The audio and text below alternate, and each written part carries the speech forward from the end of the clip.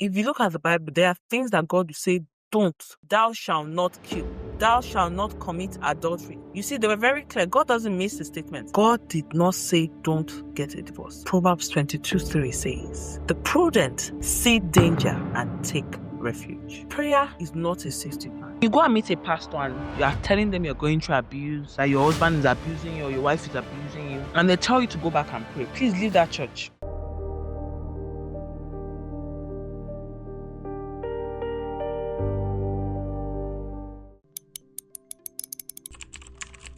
Religious gaslighting and wisdom. Wisdom for any woman that is going through abuse. First of all, Proverbs 22:3 says, the prudent see danger and take refuge. I'll read that in another translation again. A prudent man foresees evil and hides himself, but the simple pass on and are punished. Not because God is punishing you, but because you are punishing yourself for staying in abuse. God hates divorce because of the effects and outcome. So when you treat a woman or a woman you treat a man, the outcome, God doesn't like it. It leads to divorce. God did not say don't get a divorce. If you look at the Bible, there are things that God will say don't. Thou shalt not kill. Thou shalt not commit adultery. Thou shalt not serve a graven image. You see, they were very clear. God doesn't miss the statement.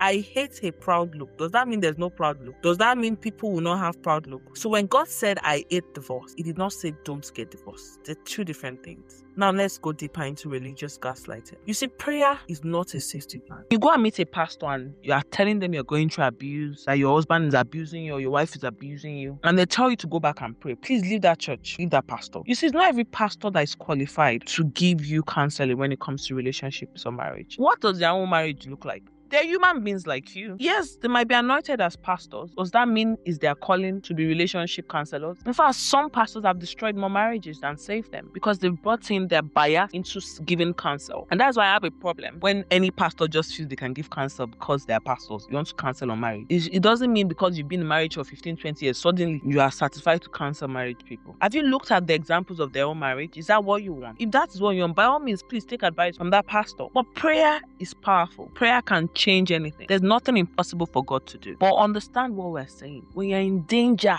that can take your life, like how Osinachi died, how Bimbo Martins died, so many other women have died because of domestic abuse. When you are in danger, it's wisdom for you to take refuge.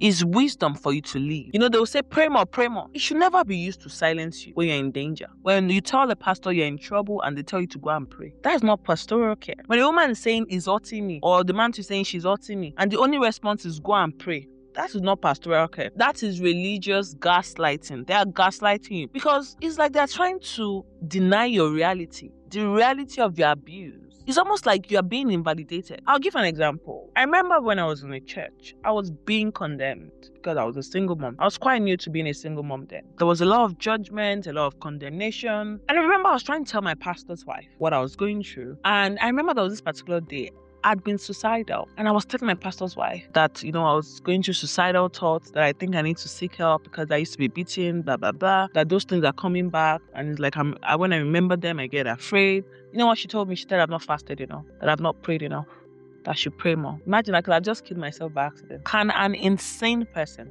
go and seek God? If you're already mad, tell me how your medulla oblongata is functioning, or your memory, everything is intact for you to be able to actually sit down. Have you ever seen a mad person studying the Bible? Have you ever seen a mad person praying? Abuse deteriorates your mental health, so it keeps you far away from God. How many women that have been abused or men that have been abused, be sincere to yourself, and you kept praying and you saw a change? Like, you really saw a change. See, there are some things that need physical work.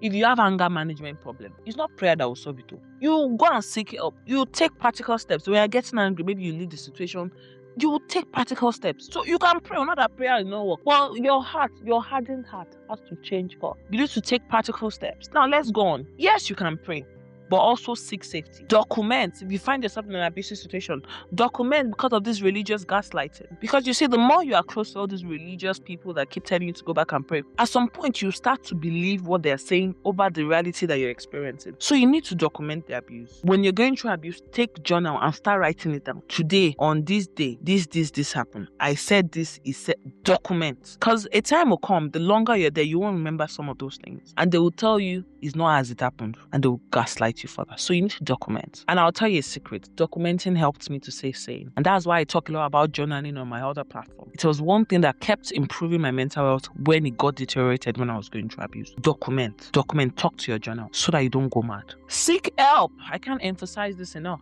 Stop seeking help in religious settings. Seek professional help. Go online. Seek help from people that is their specialty. That is what they are trained. Like if you are sick, would you go and meet? Yes, you can go and meet your pastor to pray for you. Yes, there's healing. But even pastor will tell you to go and verify from doctor. Don't say you have cancer and I've laid hands on you and you don't go back and check that the cancer has gone or that is still there. Then you now come and blame pastor. That pastor said you are healed. No, wisdom is profitable. The Bible says get wisdom, and in all you're getting, get understanding. Wisdom is profitable. I wrote here, involved a trained support. I've already spoken to you about it. Now, if you have children, you have a responsibility of care to protect those children. Forget love. What is love? If there was love, that abuse won't be happening in the first place. But you see, for those children, you have a responsibility of care.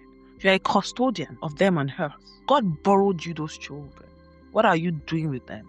Why are you exposing them to domestic abuse? Why are you reducing their life to trauma? Why are you creating a generational problem for yourself and your children? You have to protect your children. If you don't have any reason at all, protect your children. If you don't love yourself at all, do you love your children enough for them not to go through the pain you are currently experiencing? So you need to leave that situation and stop going to tell them, these religious people that keep telling you to go back and pray. Stop going back to them. Pray if you want to pray. You don't need somebody to tell you to go back and pray. But take action and leave. Parents, stop telling your children to go back. But you know, these things are ingrained in our culture. But can it start with our generation? Can our generation start making the right decisions? Can we start seeking wisdom and actually applying the wisdom? Even Jesus did not want people to be destroyed. He did not want people to be destroyed. You see, wisdom is biblical law. And foolishness is also biblical. Both of them are biblical. But you say, as children of God, that you have the Spirit of God in you. Is wisdom that is your portion, not foolishness. He has not given you the spirit of fear. He gave you the spirit of power, of boldness, and of sound mind. How you won't get sound mind now? How? In an abusive situation, it's not possible. That spirit will fly from you. Again, remember Proverbs 22:3. The prudent see danger and they take refuge. What are you doing today about the religious gaslighting you are currently experiencing? Like I said, I could stay here and keep blaming pastors. But you have a responsibility of care for your children, to yourself, and permit me to say, to your calling. You have a purpose to fulfill. You can do this. You've got this. Bye for now.